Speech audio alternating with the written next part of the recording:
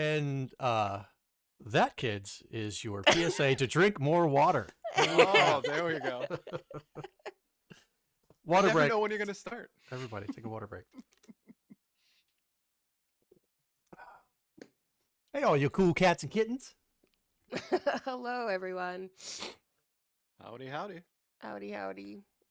Put this guy right here. So no boobs? I mean, The show's just starting. I think if you sweet talk Ryan a little more, you may get something. if you gift like 20 subs, I will show boobs. He'll go completely shirtless. Okay, we have that on stream, everyone. So Shit. that is recorded. And if you think I'm not going to save that for later, Starting exactly 9:30, you spoil us. Yes, look at us. 2 weeks in a row. What's I know. something's wrong? Something's wrong. We're just growing up. You know, ever since my lecture of if you're early, you're on time. If you're on time, you're late. And if you're late, you're fired. We've been doing a lot better. So it's like a subconscious thing where it's just like I put the baby inside their minds and Bulu's falling asleep. Is that what I'm saying? Yeah, sorry. As soon as you go into the dad lecture, I just completely tune out. Nice. Speaking of lectures, welcome to Gamers Week, a podcast. Like the name says, we analyze the best, the worst, and the weirdest headlines of the past week of the video game industry. This is episode 153, and today is Wednesday, February 19th, 2025, and I am Ryan, aka Retro Game Brews. I have with me two lovely co-hosts. The first of which is a woman that gets the tingle from the mere mention of Brooding Samurai, perfectly framed, rain-soaked battlefields, in the name Akira Kurosawa. Blue, how you doing today? Keep going. I just need a little more time. Like the Howard Stern. Howard! And next up was a man that never gets hotter under the collar than from the sinful crunch, velvety caramel, bittersweet allure of dark Twix melting on his tongue. Donnie, how you doing today? I'm doing great tonight, buddy. What I like to do with the dark Twix is I just like to sit it on my tongue. It's like Well, you're no fun. Not even just like wiggle it a little bit. And I like Just to, a little- you know, I like to repeat, "I'm a good boy. I'm a good boy." Oh, that better not open or awaken anything in me. Too late, I think. All right, so why don't we jump into our reviews, reactions, and requests. The first one is from Tyler Miller. The state of play was good/great show overall. There were a lot of cool games shown and some nice updates as well. Not terrible by any means, but also not mind-blowing. I'd give it a 7.5 or a B if I was grading it. I thought a 7.5 was a C, honestly. From my It's school a C days, that's what I'm C remembering. plus. Yeah. C plus. C plus. I mean, the grading system is flawed. Let's be honest. Yes, the grading system is flawed. Yeah. I will agree there. What kills me too is that if we rate something a 7.5, especially when it comes to a game that's like, if it's below a 9, it's shit. You know, I don't know how we as a society got to that point where we can't just rate something. Oh, well, it was good. It's a 6. Right. 6 is I- good.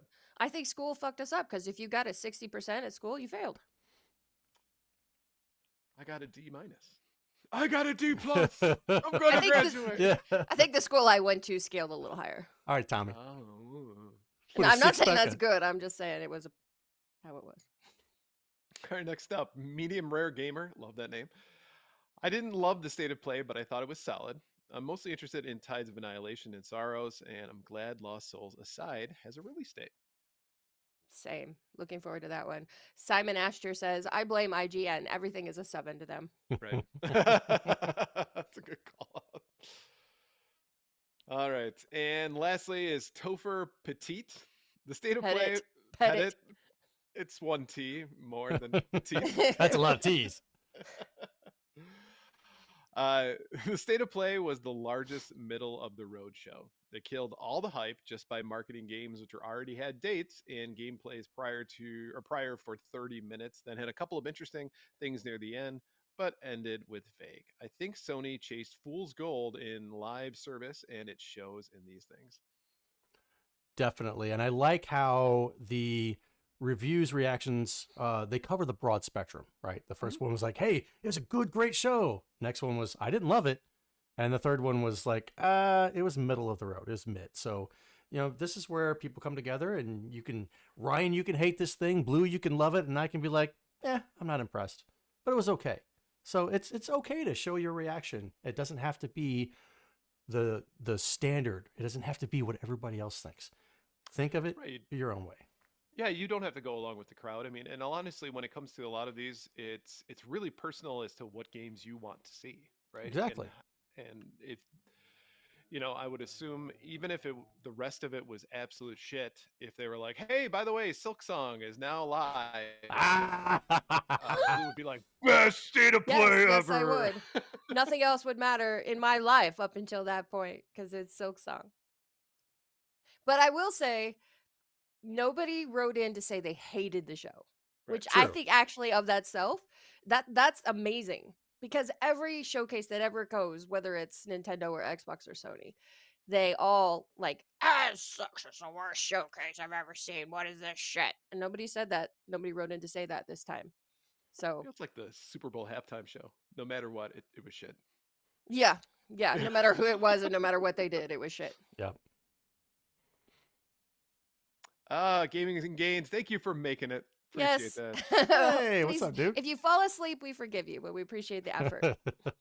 At least you'll fall asleep to our beautiful faces and our lovely voices. At least 1 out of 3. We should try to stay up all night and just stream all night so we can just watch him. Like if he's got us on in the TV in the bedroom, we just stare at the camera. That would be We cool. would certainly bring up our stream time. Is that the whole Gamers Week and chill thing, and we're just watching? Oh my God, that is unlocking a new kink. All right, so why don't we go ahead and shout out our patrons? We couldn't do what we do without the help of our gorgeous patrons. Here are the generous folks supporting Gamers Week on Patreon. You Fall Before Me, Davey PGH, the Pixel Pond family, including Shannon and Luke, Zach Huge Thanks, Puzzle Better, #1 Blue Sick Voice fan, John Barron, Sassy Sony, Evo Lust, Rai Rai's Secret Best Friend, Mega Retro Man, Gameatroid, Moradib, Michael, You Know What We Gotta Do, Toga Party, Lakite, Emo-esque, Bill Tucker, The Real Retro Game Brews, Fruitcakes, Pickled Pepper, Toga. Ducks with Thick Thighs, absolutely the best podcast, a work in progress. Wizard of Zardoz, Bobson Dugnut, Blues Little Sis, Loudmoth, Retro Blast Pat, B&T Zilla Guy, The Mad Milkman, Seven Castle Forest, Crunchy Kong, Sheriff Snacks, Frank Grande, Love Retro BTW, Steven Sand, Ramboski, Terry Kinnair, AGIL 2020, Don't Make Me Pull This Car Over, Games with Coffee, and Hybrid Divide. If you like what you hear today, and we really hope you do, please consider joining us on Patreon. Your support helps cover the cost of producing the show, as well as other cool stuff we'll be doing like prizes and giveaways. You'll also gain access to our bi-weekly patron-only bonus cast called Gamers Week Uncut, Patrons with Benefits. Visit patreon.com/gamersweek or follow the link in the show notes to learn more. And Michael Lakite, that I love seeing that kind of stuff when people change up their names, their patron donation names, because I don't read that part before the show. And if it's my turn to read it and it's like I see it and I'm reading it and it registers in my brain, I'm like, oh my God, that's awesome. Or something that trips me up because it's so hilarious. So thank you for doing that. Did we roll over when the Germans bombed Pearl Harbor? Germans. He's rolling. Nothing is over until we decide it is. All right, so why don't we go ahead and check out our headlines for the week? All right, our headline segment is proudly sponsored by the Retro Game Club podcast. It's a fantastic, family-friendly retro gaming podcast. In each episode, Rob picks two games to play and discuss, as well as news, interviews, and other topics. This week, they're discussing the Computer Shopper Buyer's Guide from September 1994, all 885 pages of it. Visit them at retrogameclub.net or follow the link in the show notes to learn more. 885 pages. Kudos. I know. I Yeah, don't think dedication. I could do that. I would probably get to page 50 and I can't. I I got to page 10 and I checked out. I mean, it's classic 90s PC Pentiums, all that stuff that Yep. you're seeing that cost like $2,000, $2,500, $3,000. And I'm like, yeah, okay, great trip down nostalgia lane, but I don't need to see every single piece of it. You know, and it brings up a really interesting point too, because I think before gaming magazines that came out, like Nintendo Power and Electronic Gaming Monthly, that's where you basically found out about new stuff was these buyer's guides, right? So while still popular, you know, in the '90s as well, it was like the Sears catalog, if Oh, you yeah. will. You know, there wasn't a whole lot of flash, a whole lot of glitz and glamour to it, and maybe the occasional article, but that's what you did, right?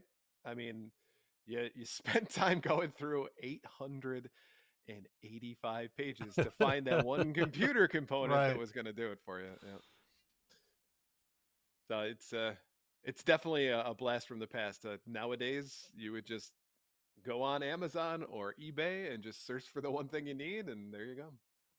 That's it. Yeah. Or watch a YouTube review channel to see what they think of the thing. And you'd watch 1,000 reviews of something before you actually buy it. But yeah. Or you actually would go to like you'd have to make a physical trip to someplace like CompUSA Yep. if they had it in your area, which is what I think that was the de facto place where you had to buy all of your PC stuff and whatnot. Compaq and CompUSA. Best Buy had a little bit of it, but pretty much it was CompUSA. I think we went to Best Buy. I mean, pretty much Best Buy Circuit City, but I remember specifically like CompUSA had a lot more like computer focused stuff where Best Buy and Right. Circuit City maybe had just like one smaller section because they did everything else, but CompUSA was just solely dedicated to PCs. Hey, Kakalakola, how you doing tonight? Gaming and Gain says my hometown had a Radio Shack, so yeah. Well, that too. Radio Shack had PCs.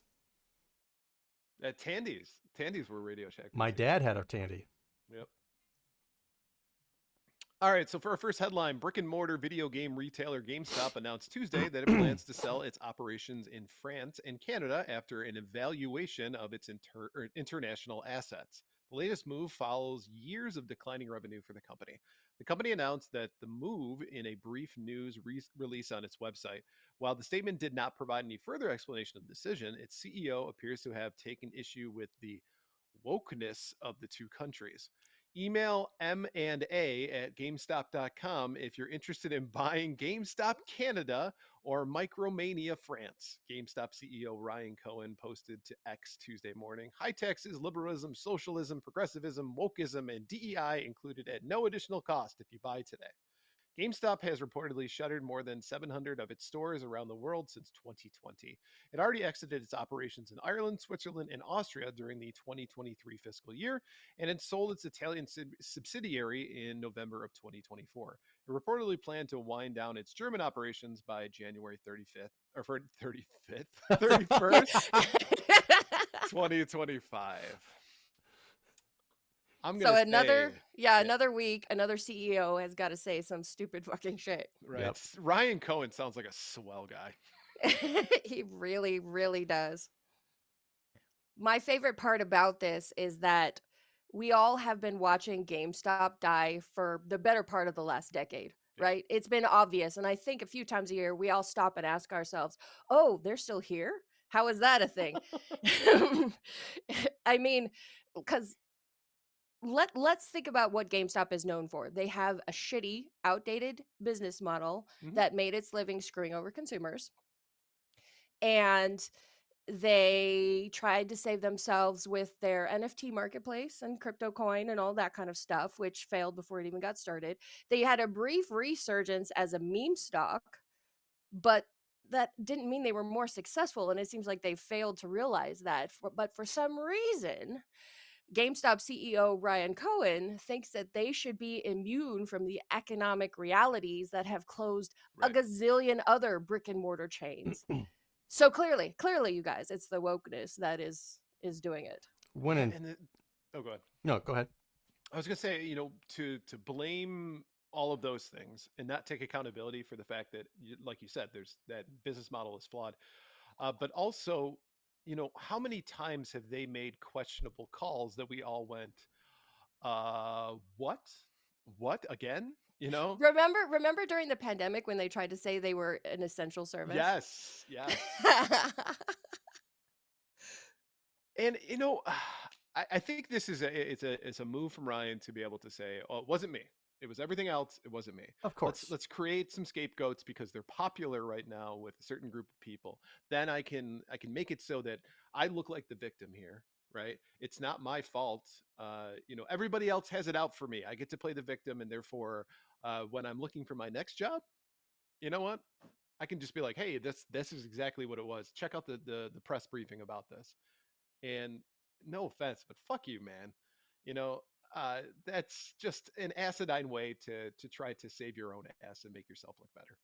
I mean, we said it in the press release, so it must be true, right? We put it in Right? the Of press course. release. You reported on it. It's got to be true, right? Because that's how things work nowadays. If it's said in the press, if they allow us to say it in the press, then it must be true.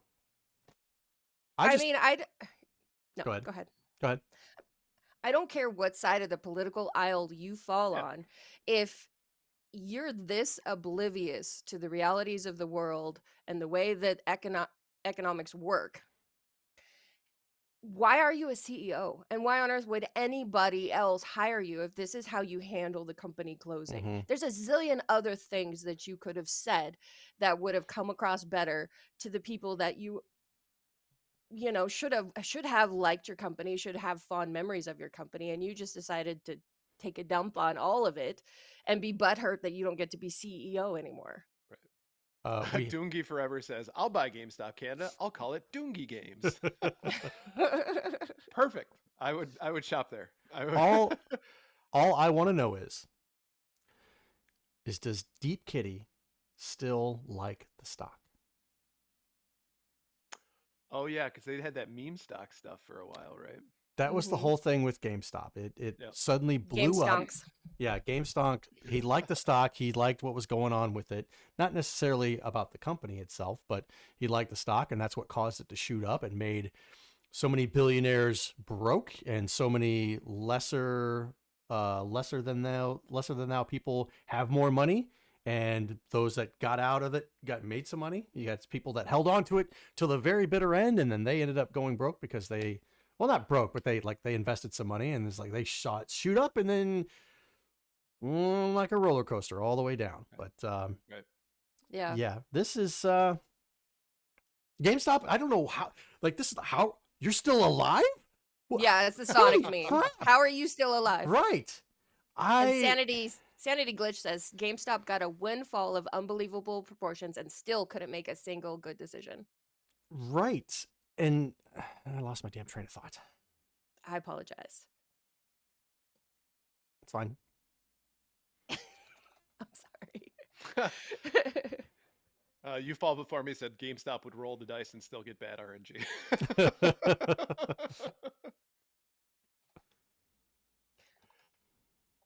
All right, so our next article says a little bit over 2 months after its hugely successful launch, the US based developers behind Marvel Rivals, including its game director, have reportedly been hit with layoffs. Posting on his LinkedIn profile on Tuesday, NetEase California based game director Thaddeus Sasser wrote, awesome name. This is such a weird industry. My stellar, talented team just helped deliver an incredibly successful new franchise in Marvel Rivals for NetEase Games, and we were just laid off. Although Marvel Rivals does not have staff credits, it's understood that the game was developed by teams in China and Seattle. According to Sasser's LinkedIn, the Seattle team specialized in game and level design. Circana analyst Matt Piscatella noted on Tuesday that Rivals is currently among the top 5 games in the US weekly active users across PlayStation 5, Xbox Series X and S, and Steam, according to its own player engagement tracker. It's been a massive hit and one of the few games that have been able to break through the live service wall, he wrote.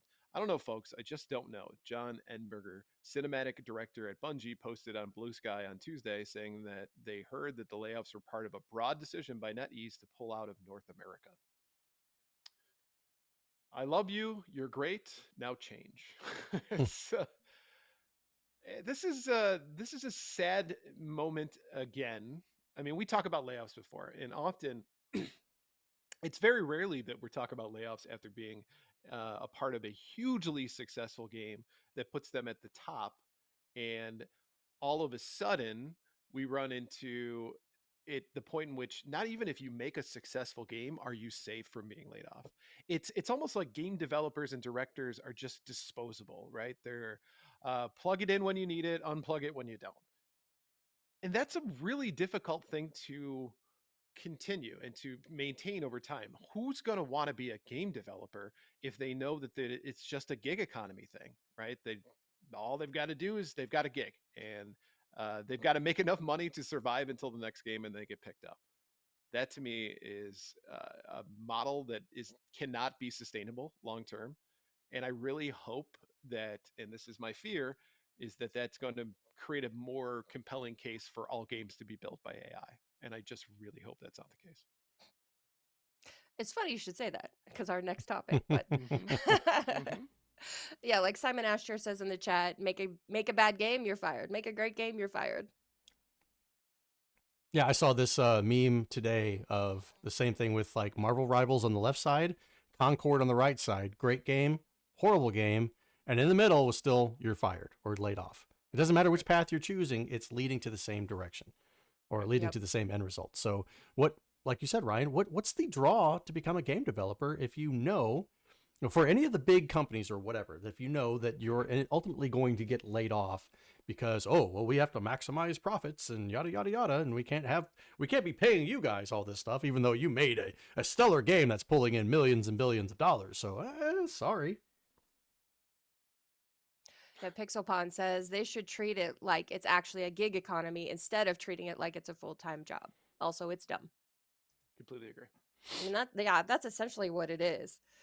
And as we've said many times before on the show, when we've discussed various layoffs, it's just not sustainable. And before, it's often been because games have underperformed because the Right. studios overspent or whatever. And there's really no indication that that was the problem here. So it's like, what does it take to keep your job as a game developer? It may just straight up be impossible. And again, at the end of the day, who's going to go to college for that job? Who's going to learn how to code and develop in all the different engines? Donnie, I said who in the future is what I mean, not the past. Moving forward, I mean, it's a volatile thing to be a part of right now, and that really hinders, I think, game development for the long term. Everything's just going to be Candy Crush because it's easy to make. That's right. Well, and Kakalakola makes a good point. Says you also have to wonder about the definition of underperform. Did the game not make back the development cost? Did the game not meet expected sales? In this case, with Marvel Rivals, it's selling like hotcakes. My son, that's all he plays in there. You know, he doesn't play Warzone anymore. He plays Marvel Rivals. Am I going to pick up this game? Probably not. I'm not playing Warzone anymore, but hell, if I started to play Marvel Rivals and it got so into it that, like, okay, that's another successful person playing, or another person, not a successful person. I am a successful person. We're just talking about that. Another person Toot my playing own horn here. this successful game. You know, what does that say about your game? It's really drawing in people. And if it's a live service game, I'm not really paying. I'm not the type of person that pays money for these games, but I could see throwing it a bone here and there, throwing it $5, $10, what have you. But hold on a second. I kind of lost my train of thought again. And it was not nobody's fault this time. What was I saying? I think Alzheimer's is that. No, I had a great thought and it just disappeared. Talk amongst yourselves. The progressive era was neither progressive nor an era. There you go. Okay. I think Sanity brings up a good point. Making back the production costs is weighted measure since they often account for about 50% allocation for marketing budget into the production cost. And I mean, that's the same way with movies. Marketing is a huge section of that budget when it comes out. And I get it. You want people to know about and play their games. I mean, they could save a little bit on marketing by just throwing us a few bucks and getting access to literally hundreds of listeners. Hundreds. Oh, and Dozens. to touch back on what I was saying earlier, you that should give you an indication that the game did not underperform. If it's a live service game that's successful, that means it's bringing in money. So, profitable? Yes, should be. Yeah. No, I the mean, only Go ahead. unless that their forecasts were just completely unreasonable. True. So compared to what they told their shareholders, maybe it's underperforming, which that's not anybody's fault but their own. Now, in this case, it seems to be a special issue or a special circumstance because NetEase is pulling out of North America. Right. They're going someplace else. Mhm. I'd be willing to bet, even though I don't know the full details, I would be willing to bet that it's because of certain things that are going on politically in the country currently. So in their eyes, it's let's get the fuck out of here. Let's go someplace else. I'm sorry, but if you're based here in North America, we're going to have to let you go. Now, whether or not they could do remote work, I'm not sure, but they're probably just easier for them to pick up and go someplace else. Maybe go to Canada and hire game devs there. I wonder too. They were talking about tariffs and stuff. I don't think there's anything that would particularly go towards games though, unless you're talking about just a broad mass import of physical media from China into the U.S. But I think you're kind of it's more of the political climate maybe from what we're seeing here is that they just don't know. Um, so that may be indicative of a lot of different companies wanting to get out of Dodge without Yeah. having a certain sense of certainty. Yeah. And I think like somebody pointed out in the chat a while back, and I couldn't scroll back up and find it, but um, this makes it difficult to have stability within your company the next time you want to make a game. Right. All these layoffs, you have a successful game, you get rid of the team that made it. Hey, let's make another successful game. Well, are you going to get the same level of talent? Are you going to get the same quality Right. of people? You don't know, but at least you saved a few bucks. So, Yeah. Hey, Bill. I know it's been 8 months since the last time you worked on a game for us, but you want to come back? Oh, you just signed on with another one, yeah, or I you've know gone bankrupt because we laid you off? right. I know we screwed you over on the way out, but hey, that was 8 months ago. You still want to make video games, right? And I think that's what they count on, is that the love for gaming is so great that people always still dream of, I want to make video games for a living. Who doesn't want to say that? So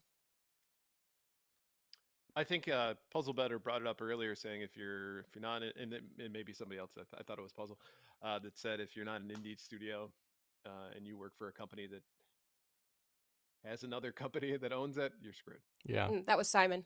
Oh, Simon, sorry. Yeah, Puzzle Better said, my kid will make all the video games. All future games will be made by my 12-year-old. I would say Sold. a brain surgeon or a neuroscientist probably doesn't want to create a video game. I've seen a few. But the majority I've of seen them one that's probably really don't depressing want to. that was made by a neuroscientist. Yes.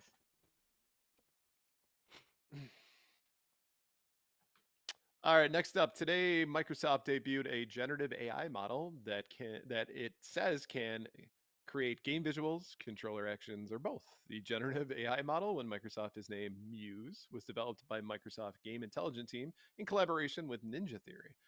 It will be made open source to help other researchers explore those models and build on their work. Microsoft said the company published several videos showing gameplay sequences that it said were generated by prompting the model with 10 initial frames or 1 second. 1 second, 10 frames. That's a slow ass game.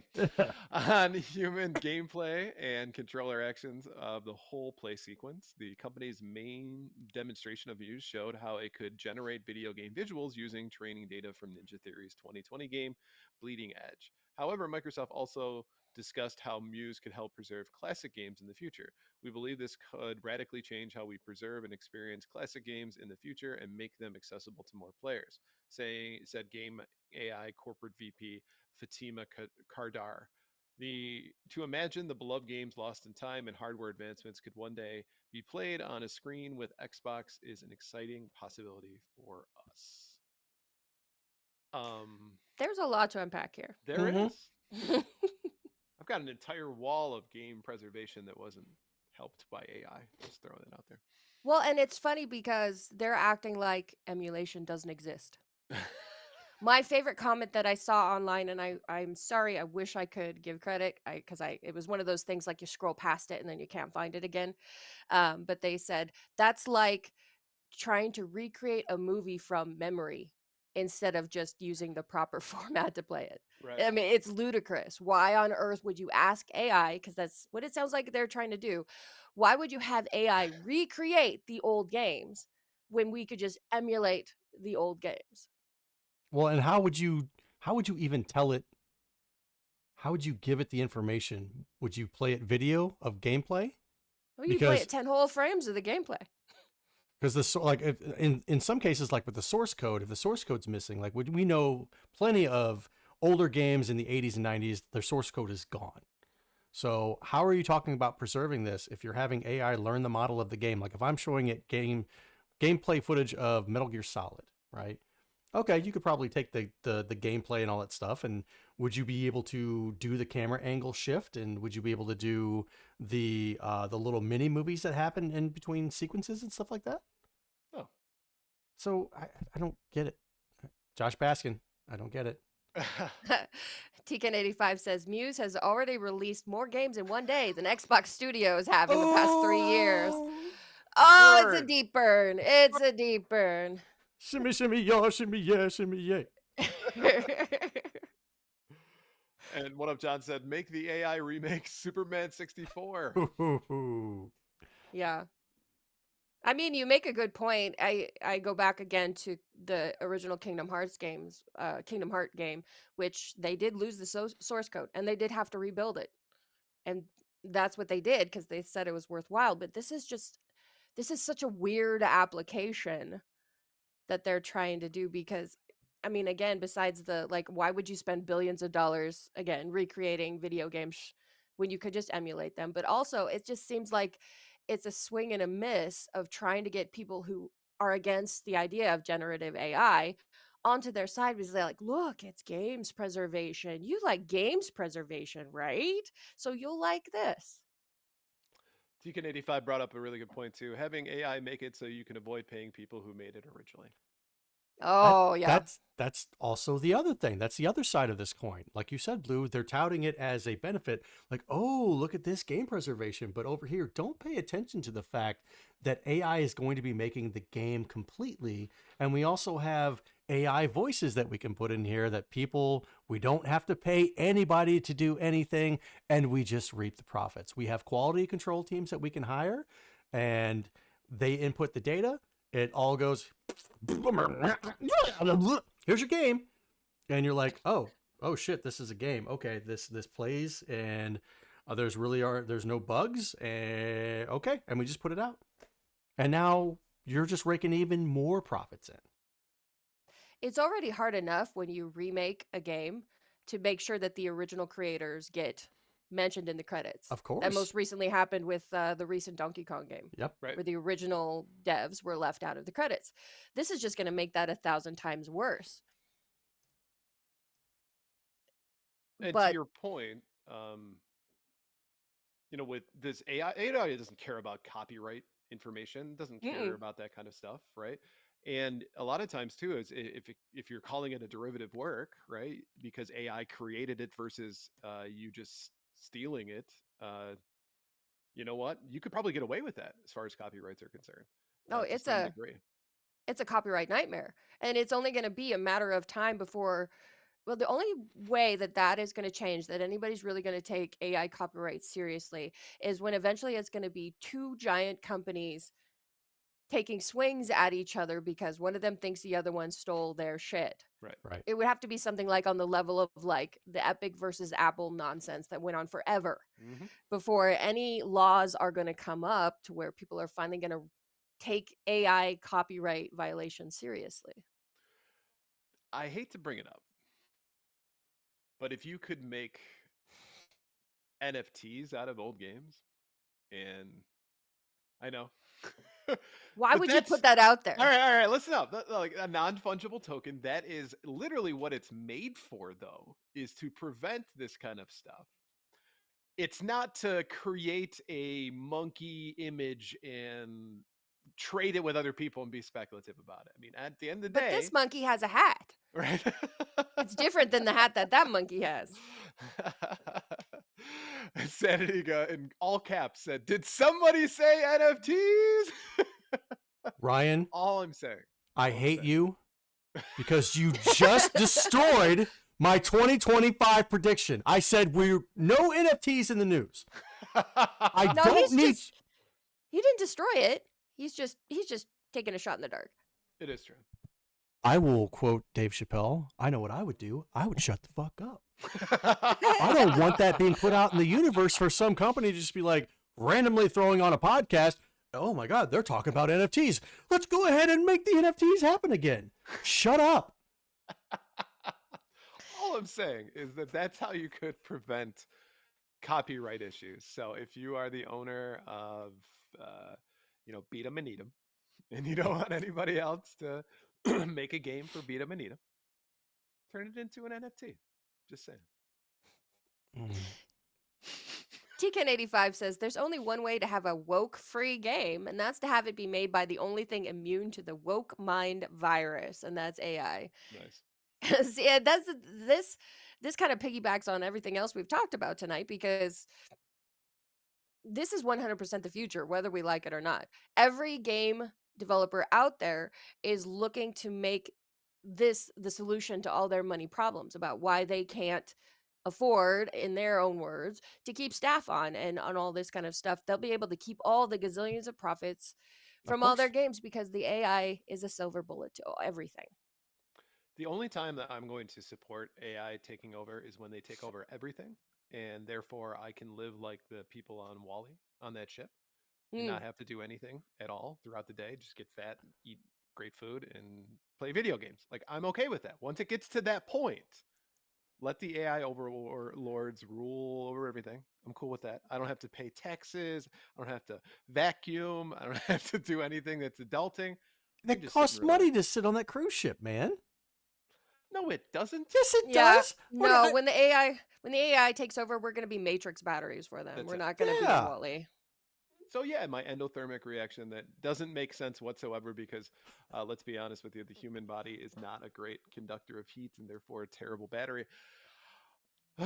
Anyway, um, it's again, I'm okay with living a completely lazy, sedentary lifestyle if it means I just don't have to do anything and enjoy watching movies all day long. So the killer from Seven is going to be coming for you because you are the epitome of sloth. Yes. Okay. Let's do it. Detective. What's in the box? Gaming and Gain says floaty chair. AI is like the early internet. Sanity says messy, awkward. Everyone is unsure of it, but once it matures, it will be a necessity for life itself for humans until it doesn't need us anymore. And I've seen that episode of The Orville, where all of the AI robots decide to get rid of all of the humans, and they find like caves full of human remains. But I'll be gone, dead and gone, long before that happens. So I'm okay. Yeah. Mm-hmm. But you won't be dead and gone before the asteroid hits Earth in a couple of years. Please, They've please, upgraded it to a please. 3% chance. Yeah. Oh, so you're saying there's a chance. Mhm. Wally, great documentary, says Gaming and Kids. All right, last up. We can now pinpoint the exact year video games turn from God's light, thanks to the discovery of the nude code for Smurfette in 1984. Orwell was right.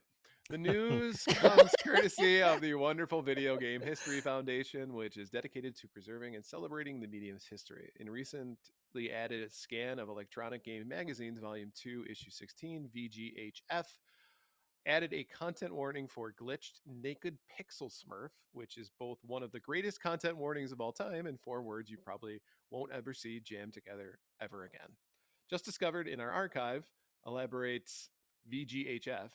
We thought that nude codes in games dated back to the original Tomb Raider, but we found a functional one in electronic games way back in 1984. The game in question is Smurf Rescue in Gargamel's Castle. There's a way to keep Smurfette's dress off until your energy runs out reads the letter to EG. You need the roller controller or 2 joysticks plug into one port through the Y adapter. Stand on the skull and push one joystick down and the other up. Smurfs get lower and lower when he disappears.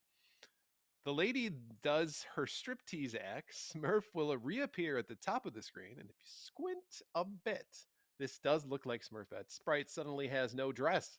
It seems self-evident that this is a visual glitch rather than the actual intentional on the part of the programmers, though it is also a set of inputs that lead to an apparently naked character, so certainly fits the definition of a nude code. Gaming Again says, please stop. When? So when was this actually discovered? 1984, apparently.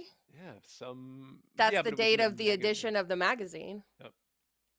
Okay, thanks to the discovery of a new code for Smurfette in 1984. So, but we're just now hearing about it, or was it that really not that big? Because I've seen, we've heard of Easter eggs, we've heard of cheat codes and stuff like that. This is the first time I'm hearing about it, and for a game that's 40 years old. Well, it's Smurf rescuing Gargamel's castle. Not exactly one of the best known titles. In fact, until today I've not heard of it. Right. It's got to be an Atari 2600 game, right? Probably. I mean, it kind of looked like it. And who's the nerd that actually figured this out? That's always my question: is who the Right. hell took the time to figure this out? But It was probably some kid playing on his 2600. His little brother or sister grabbed the second controller while he was doing some stuff, and all of a sudden it's like, whoa, what did you just do? Like, I don't know, Timmy. What do you mean? Do it again. Okay. It's like, oh my God, she's taking off her dress. So it's available on the 2600 and the ColecoVision. Okay. that's why nobody knows about this until Video Game History Foundation added this magazine. Was like, oh, look at this in the letters. I just love the fact that somebody discovered this and then was like, you know what? Other people are gonna want to know about this. This needs to get out there. I can't keep this to myself. No. This isn't just something that's going to be on the recess, conversations. I need to let everybody know that quasi-nude Smurfs are available.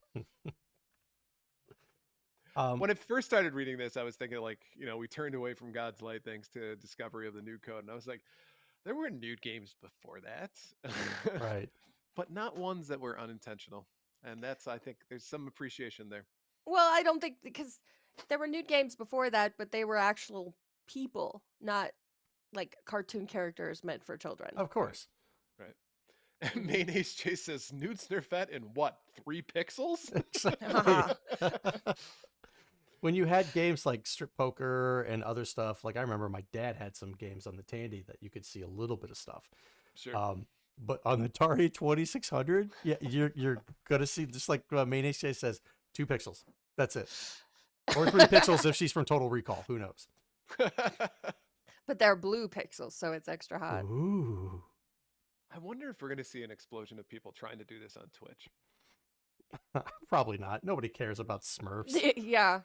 Like I said, how many people have actually remembered this game? This isn't even one of those things that perpetuated to be a playground rumor. This was just whatever.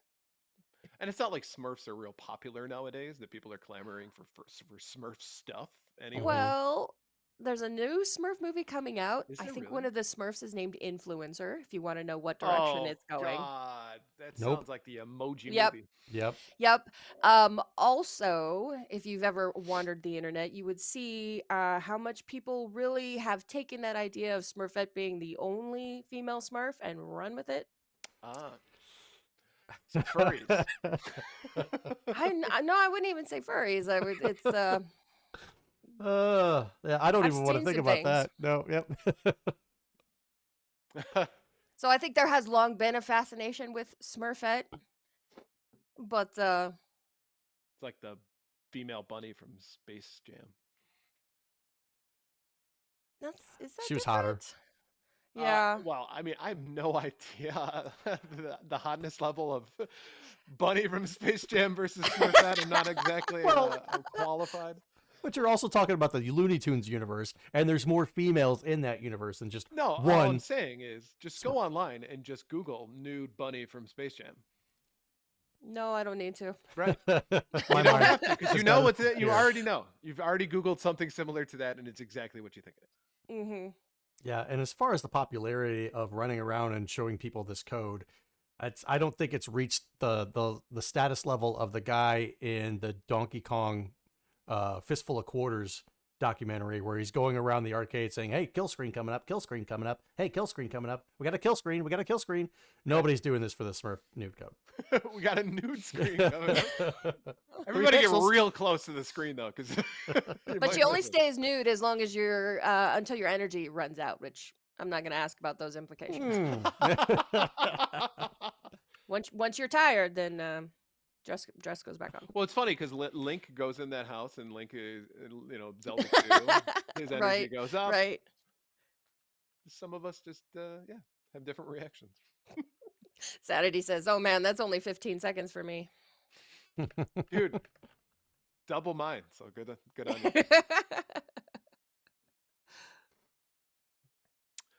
All right. So why don't we go ahead and look at our top 3 new releases? Like a dragon. Pirate Yakuza in Hawaii. PS5, Xbox Series XS, PS4, Xbox One, and PC. Embark on an over-the-top modern-day pirate adventure with an ex-Yakuza, now pirate captain, and his crew.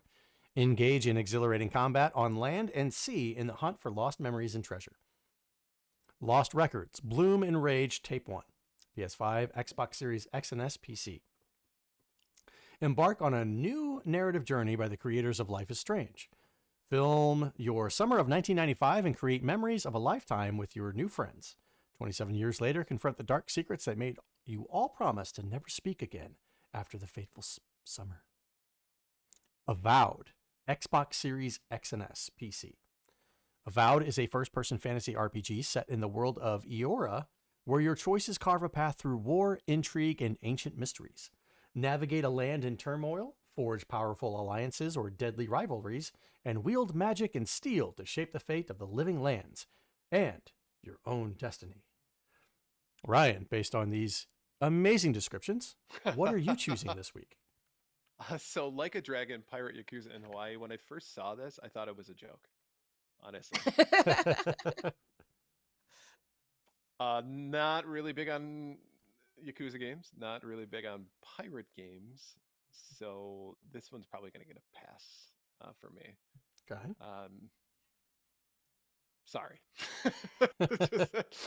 Maybe I still just can't get over the fact that I thought this was a joke at first. So there you go. Lost Records, Bloom, Rage, Tape 1. This looks kind of fun. Like a, mixture between some of the games that we've played, like, the Suicide of Rachel Frost, and also, some of the horror games that Donnie's played and stuff, where it seems like, looking back and confronting dark secrets, doing some like hunting for clues and stuff. Looks fun in that regard. So yeah, and plus, Life is Strange, of course, was a decent game. So I think probably this one has as much thoughtfulness put into it. So it's definitely something that intrigues me. That's for sure. And maybe something that we might be able to play on stream sometime. Which goes to Avowed. I think like everyone and their mother's really excited about this game, right? I've seen so many people basically say like, I'm going to drop everything and play Avowed. So I would like to get on the bandwagon once in a while. I don't have an Xbox Series X or S, so I'd have to do this on PC. But it has been so long since I've gotten into a game like right at the beginning when everyone else is doing it. So I think Avowed might be it. Not always a huge fan of first-person RPGs, but this one does look pretty fantastic, and I like that it's a choose your own destiny kind of game as well. So Avowed, I'll be picking up. Lost Records is a maybe, and Like a Dragon, no. I'm good. Nice. Alrighty. Blue, what are you picking up this week? You're muted, Donnie. Blue, what are you picking up this week? So, Like a Dragon, Pirate Yakuza in Hawaii. I have never played a Yakuza game, but something tells me with this, it may not matter too much. This seems like it's one of those spin-off things that doesn't have a ton to do with the regular game. So, Right. I liked Black Flag, and maybe I would like this. I know Yakuza games are pretty well beloved, so that I think looks promising. Lost Records, Bloom and Rage. I know Life is Strange. Um, the creators of the Life is Strange series, they make quality stuff. It's just never really been my type of game. Although this one seems like would have a lot of really great 90s nostalgia. I just don't know if that's enough to really get me to actually pull the trigger and play one of those games. So that brings us to Avowed, which, yes, like Ryan said, I think everybody and their mother has been chomping at the bit to get a hold of this game. But since it's been out, I think yesterday or the day before, I'm hearing kind of some mixed reactions to it. Hmm. Like a lot of people really love it, but a lot of people are also saying, you know what? It's just a standard run of the mill RPG. There's nothing that special about it. So I don't know. Sanity mentioned it's on Game Pass. So if you have Game Pass, you may as well try it out before you buy it. But I don't know. I don't know. I don't think about buying a full price game based on those reviews. And Sure. even our patron Gamatroid eventually uninstalled it, said it was just boring. So Ooh, okay. don't know. Interesting. So out of these three, the one I'm most likely to go for is Like a Dragon, Pirate Yakuza in Hawaii. Awesome. What about you, Donnie? Well, so let's start with Lost Records, Bloom and Rage, Tape 1. Whenever Life was Strange or Life is Strange came out, I did buy it. I played a little bit of it. I thought it was a good concept, but there wasn't enough to really hold my interest. So I'm not sure if I would be getting involved with Bloom and Rage Tape 1, but like you said, I don't know if the 90s vibe or the 90s nostalgia is going to be enough to really keep me there. Avowed, I see nothing spectacular whenever I look at this thing. It's a first-person RPG, and then the thing it makes me think of was Elder Scrolls Oblivion, right? So what's the difference between that and Elder Scrolls Oblivion? Is it the same game? Then that just means it's a continuation of it. So even though it's not the same universe or publisher or what have you, it's the same damn thing. And we already did it. There's already this fantasy aspect. I don't need a different new game just to play that. Which leads us, so me and my mother are staying away probably from Avowed. Like a Dragon, Pirate Yakuza in Hawaii. I'm watching the gameplay video. There's a lot of different stuff in there. There's some action adventure. There's some hack and slash. There's some little mini music games. The coolest thing I think I've seen was the being on the seas, helming the pirate ship, and mowing down another pirate ship with machine guns. So not cannonballs or anything like that. You've got lasers, you've got machine guns, you've got dogs and cats living together. Mass hysteria. This game looks a little over the top crazy. And what I mean, was Yakuza. is that was Yakuza the answer to Grand Theft Auto back in the day? What was the game series that was like that mirrored Grand Theft Auto? That was all craziness and stuff like that. Does anybody remember in the chat? Saints Row. Okay, Sanity says it was Saints Row.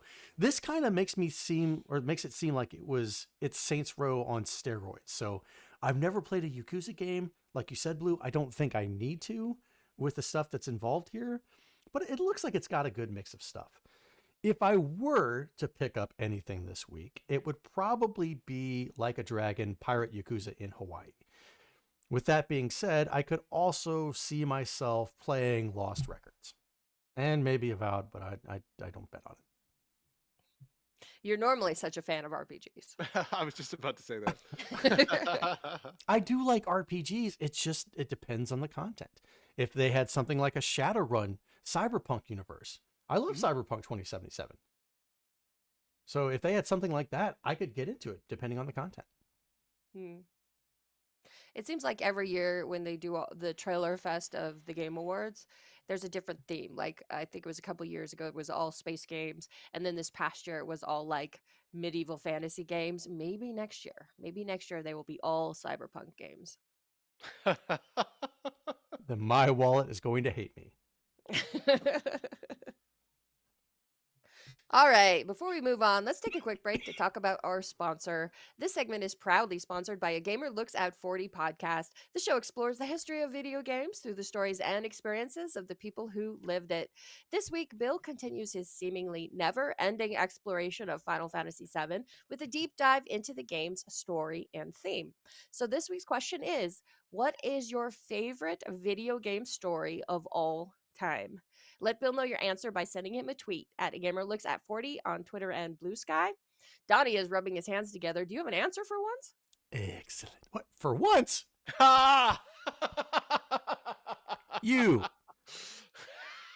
For once. Kiss my ass. I'm sorry for laughing so much. No, you're not. Yes, my favorite video game story of all time is BioShock. That hits home like a Great. mother effer. It gives you the illusion of choice when the entire time you're being controlled. And it speaks to, if you go and look at the concepts or the story and the topics in the game and how it relates to current life and everything, you're just it I don't know, it just makes me think. It really makes me think, and because of the music and everything like that, it really just brings up a lot of emotion. So for me, that video game story is my all-time favorite. Okay. Nice. What about you, Ryan? So I don't want to say like just the obvious one. Like, I mean, of course, Chrono Trigger and Final Fantasy VII have always been those two that just like hit me in the right way, you Mhm. know. But I want to step outside of, I guess, what would be typical. And what I'll talk about is a PC game called Star Control 3. Me and my brother discovered this by going to like Compact together, found the box, and it looked really cool, and ended up playing it. And it's really a unique game. It's actually not well renowned with Star Control fans. They think it's like the sorry, Blue, redheaded stepchild of the group. But the story is really good. It's this concept about being kind of stranded in space, and you know, you're have to negotiate along with different races and things like that, discover more interesting facts, and then you find out just that this ancient race of beings. You start to really discover kind of what clues that they've left, and how those clues interact with the current quadrant that you're in within the galaxy, and then finally it culminates in this huge battle between a well overpowering force, and it really does it well. You know, most games, I think, when when you do all that fetch quest stuff, the ending doesn't really quite hit, and this one does. And so love the game, and I'm an apologist for this game. I don't care that other people don't like it. I really did. No Really enjoyed it. apologies. Yep. Gaming and Gain says Red Dead Redemption 2 got a little misty multiple times. Mhm. Sanity says Grand Theft Auto 4 really hit like a good movie. Nico Bellic's story is epic. And then Donnie put in the chat, I tear up every time I play Pong. Beep, boop, beep. It's a commentary. Right. So for me, I had a couple choices. The first one that came to mind was Ghost of Ah, Good one. Tsushima. Good one. Excellent one. Kind of an obvious choice, though. My second choice was Inscription, Okay. Okay. which is a little bit of a dark horse. It's a roguelike deck builder where you uncover the story as you progress through the game. And this is one of the most fascinating games that I've ever played. So, highly, highly recommend if you like deck builders. But there has been only one game in my entire life that made me ugly cry. And that one is Banisher's Oh, Ghosts man. of New Eden. I'm glad you didn't pull up Kingdom Hearts. Banisher's Ghosts of New Eden is very much a double A game in that it lacks a lot of the polish and the smoothness of a triple A game. The combat is kind of janky until you get used to it, but I can say that the story, the writing, the voice acting is all very much top notch. And even though I got the good ending, I was depressed for like 2 weeks. So Damn. it's still very much a worthwhile play. You just have to be a little patient with it. I don't think there's ever been a game that I can recall that's made me cry. I would disagree. I think playing Call of Duty, I've heard you cry like a bitch. a bunch of Oh, wow. All that shit talking from that Wow. couch so many miles away. That's great. It's like that, huh? times. Give me your address, Ryan. Give me your address. Give me your address. Do it. Do it. All right. So, as tonight, as we do every once, I think it's once a month now, we are into our trivia night. So I'm going to be hosting. I'm going to be your fantastic host for today. Call me Pat Sajak if you really want to. But we'll be playing trivia with 4 different categories. So Ooh. you'll I be don't choosing. think you want to be called Pat Sajak anymore. Ooh, probably not. Yeah, I'm assuming that something bad happened. So yeah, we'll avoid Never that. mind. You can look it up later. Oh, Okay, shit. great. Alex Trebek. Okay, he's awesome. He was a saint. So our 4 categories are for today is Hakuna Matrivia, which is trivia about Disney movies. Okay. Press F to pay respects, which is about failed consoles. Okay. Okay. Insert coin to begin, which is trivia about arcade games. And lastly, putting the joy in joysticks, which is about gaming accessories. That's Okay. not what I was guessing. Hands must I'm a be little visible at disappointed. all times. So we know you're not on a phone or Right. keyboarding. Right. This is on the honor system, so we're trusting you, which is a terrible idea. Terrible. Idea. Right. See, TK85 says, I'm not sure why we're even playing and not just immediately awarding the win to Blue. Hey. So for that reason and for that comment, Donnie, we're going to start with you. Yeah. You can just delaying the inevitable. I will be taking over back the title of Podcast Trivia Daddy. Thank you very much. I think he might be. We'll see. It might be these categories are not built to my strength. I got you, Bo. Hands Blue. It's your question. You can steal. Yeah, see? All right, Donnie, what category would you like to choose from? Let's go with the arcade one. All right, insert coin to begin. Keep your eyes on this arcade game that tells players to avoid missing the ball for a high score.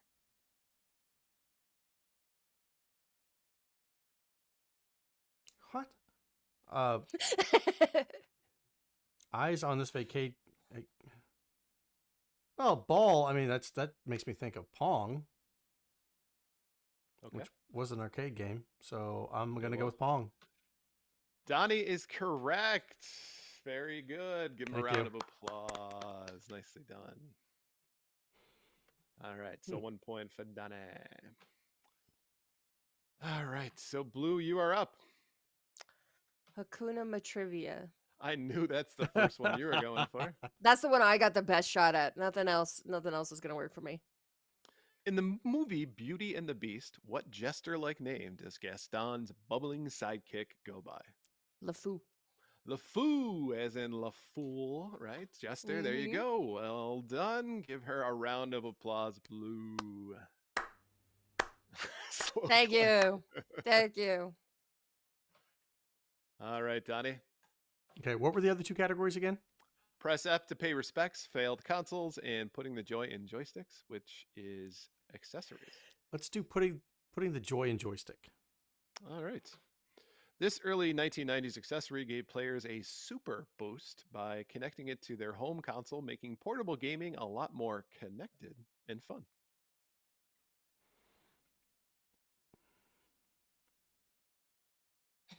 Hold on.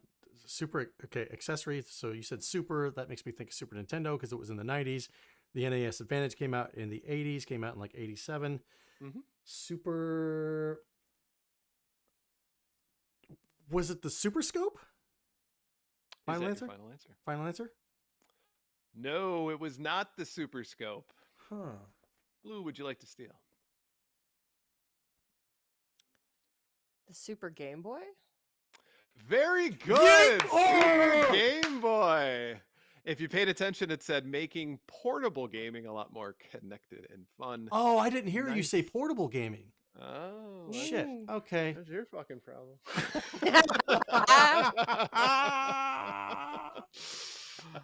Yes, gaming and gains. Feel free to play along in the chat. I shall. We won't be looking until the question is answered. Right. Nice. All right. So, Blue, it is your time to choose. Press F to Pay respects. pay respects. Must have been a fool of a toque who named this failed console made by Apple. Oh, shit. Some sort of Lord of the Rings thing, Hobbit thing. I.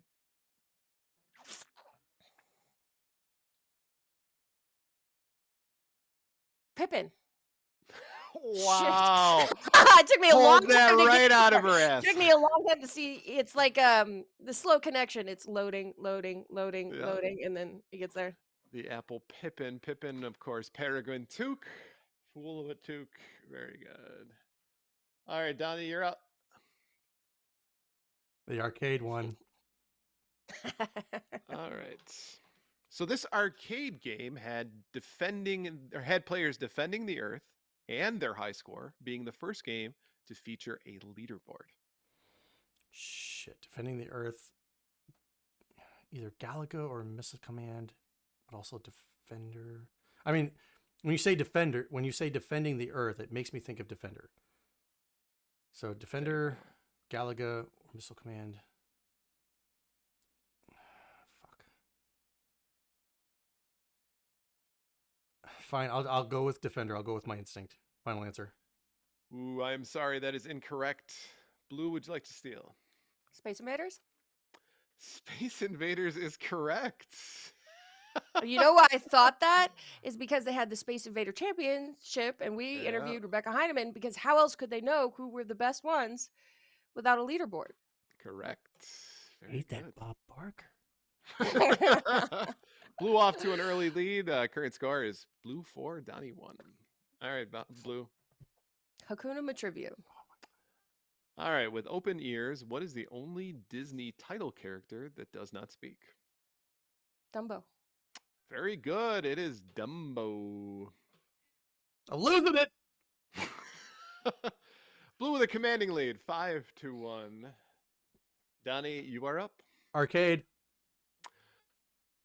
This game chopped its way into the arcade history, being the first to feature two-player co-op play in a beat-'em-up. Two-player co-op.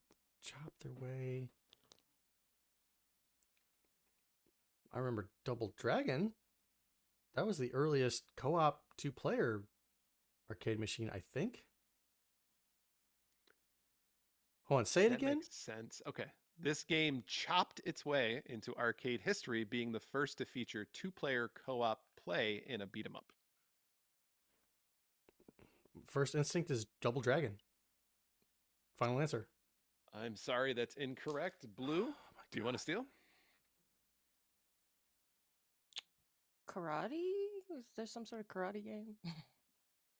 Is that your final? Some sort of karate game? Karate. I'm just saying karate. I'm sorry, that is also incorrect. Chat has not even come up with the answer. It is Golden Axe. Golden Axe. Oh. Really? No. Golden Way Axe off came before base. Double I Dragon? looked these up. So if Chat He GPT found it is on the wrong- internet. He found it on the internet, so it must be true. Okay. And I guess with the axe... never mind. Yeah, Damn it. chop, Ugh. you got it. Yeah. Okay. All right, Blue, you're up. Accessories. Putting the joy in joysticks. You Putting got the it. joy in joystick. All right. Made by Hudson Soft, this 1995 accessory allowed up to 5 players to be a part of the action, creating a buzz around multiplayer gaming.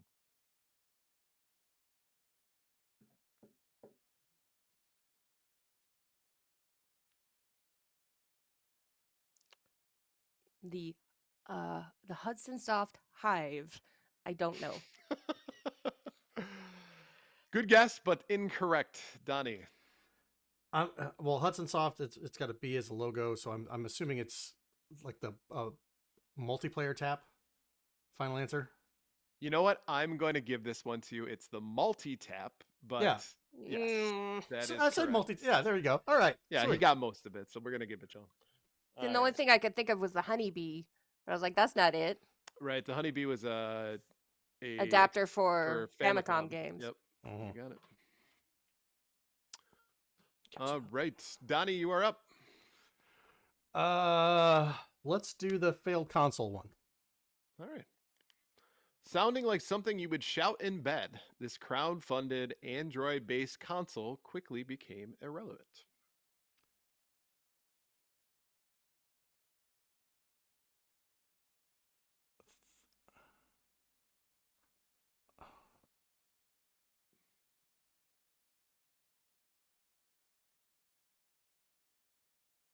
The Don't Stop. What did you say? The Don't Don't Stop. stop. Well, fantastic guess based off of the clue. I'm sorry, that is incorrect. Blue, would you like to steal? The Ouya was Android based, wasn't it? It was. Ooh, yeah. Thank you for that. Ouya is correct. All right, Blue. What are we going with? I'm gonna keep rolling with the Hakuna Matrivia.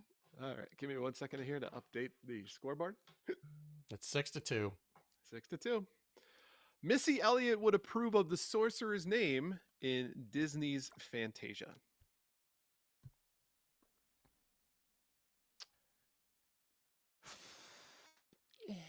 It's Disney backwards, so it's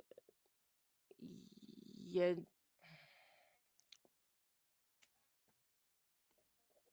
Gotta Stop. write it out. Yensid. Yen Sid is correct. So Missy would lay down, flip it, and reverse it. Very, very good. Yen Sid is the name of the sorcerer.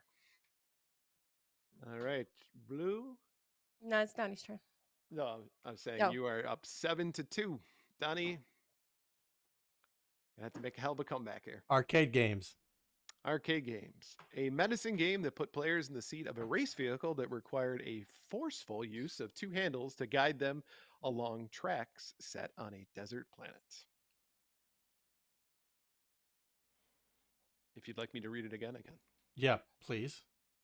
A menacing arcade game put players in the seat of a race vehicle that required a forceful use of 2 handles to guide them along tracks set on a desert planet.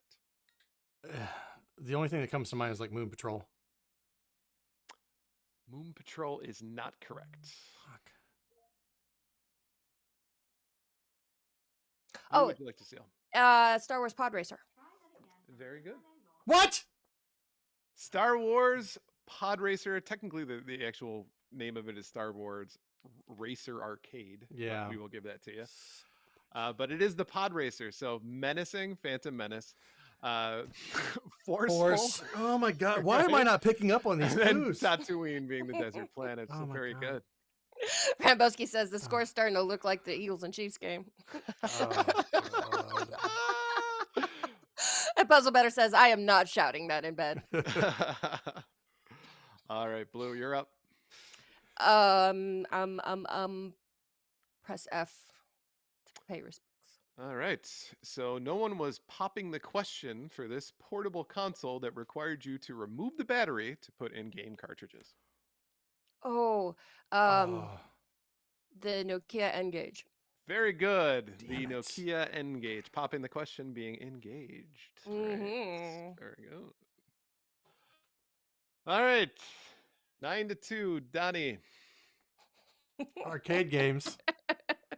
I think this is the nope. We are all out of arcade games. Shit. Okay. I dare not do a Disney one because that's not my wheelhouse. You might be Um, surprised on that one. The last one's a really easy question. That's all I Fine. can Let's say. go with Disney then. All right, the pacifist genie in Atlanta, in Atlanta. in Aladdin, had 3 rules. He can't bring anyone back from the dead. He can't make anyone fall in love. And what was the other rule? You can't wish for more wishes. Final answer. That was an additional on top. So I'm actually, you know what? I'm gonna give that to you. Okay. I'm gonna give that to you because he does say that. Yeah. But what I was looking for was that he won't kill anybody, Oh, yeah. Okay. Yeah. right? But I am still gonna give that to you because you are Thank you. correct. I am. I'm a fan of pedantic answers, so yes, I am okay with that. All right, Blue. What are you going with? And by the way, we are out of Disney questions. So it's just the failed consoles and the Accessories. Accessories. okay. So then accessory. Accessory. This 1988 accessory was the foot of the action, allowing players to stomp, jump, and run their way through various games, making it a real kick in gaming. Power pad. Power pad is correct. Very Damn good. How did she get the easy? You give her the easy ones. Half of the ones I've I've stolen from you. So She's not wrong. All right, Donnie, we've got one question in failed consoles and one question in joysticks. So you're telling me there's a chance. so in other words, it's mathematically impossible for Uh, him to catch up. Let me still have my moment. Let's do joysticks, please. All right, released in 2002, this game included a accessory featuring a massive control panel with over 40 buttons, 2 joysticks, and 3 foot pedals, stealing the hearts of fans of the mech genre. Steel Battalion. Steel Battalion is correct. Very good. Right off the bat. Look at this guy. Horseshit. All right. And Blue, this one's for you. This is the last question in trivia. That must have been feline. Oh, sorry. They must have been feline when they said this handheld was supposed to outdo the Game Boy. The Lynx.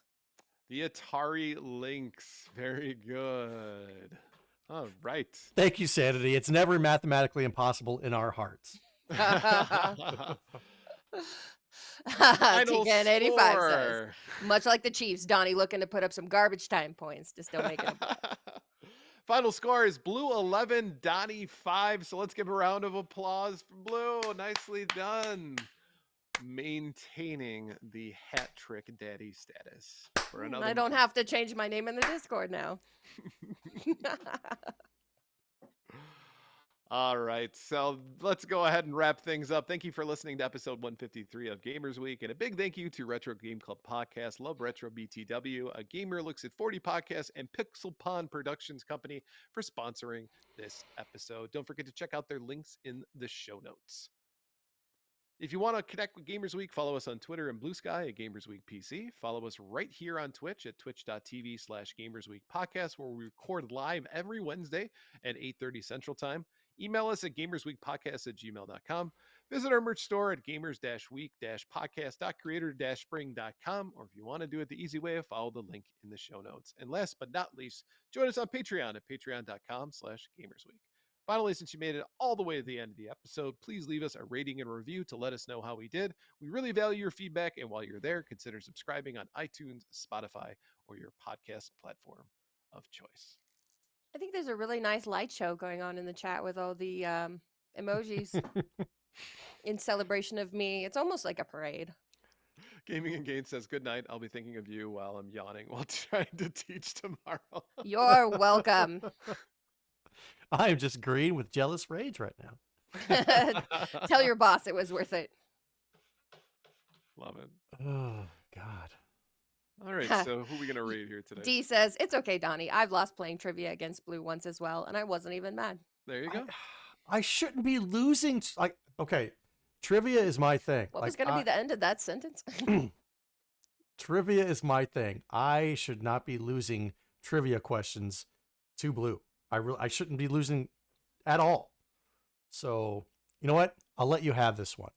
I'll let you you'll have this let me win. have it. I will allow you to have this win. And then next month, whenever we do a trivia again, I will be back on top. Thank you very, very Well, much. yeah, because next month it's my turn to ask the questions. So That's obviously true. I'm not going to win.